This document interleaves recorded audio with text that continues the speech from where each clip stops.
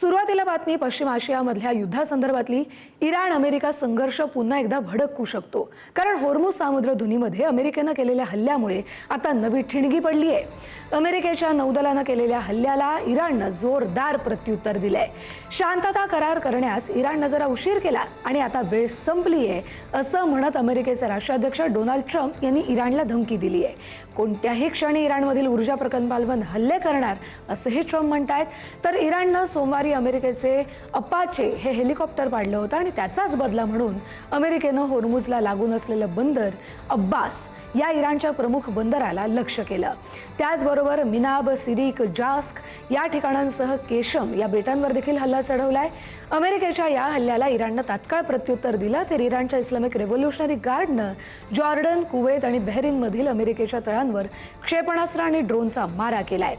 स्वसंरक्षणाच्या अधिकाराचा वापर करत आम्ही ही कारवाई केल्याचं इराणनं स्पष्ट केलंय.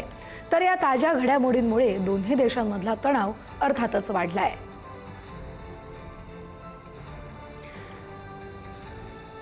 काल रात्री जेव्हा हल्ला करण्यात आला त्यावेळची ही दृश्य आपण पाहतोय.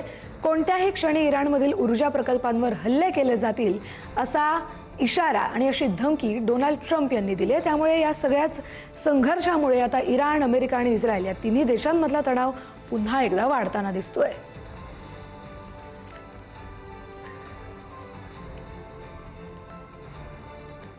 ओमानच्या किनाऱ्याजवळ व्यावसायिक टँकर सेट्टे बोलो याच्यावर झालेल्या हल्ल्यानंतर 3 भारतीय खलाशी अद्यापही बेपत्ता आहेत अशी माहिती भारताच्या परराष्ट्र मंत्रालयाने दिली आहे.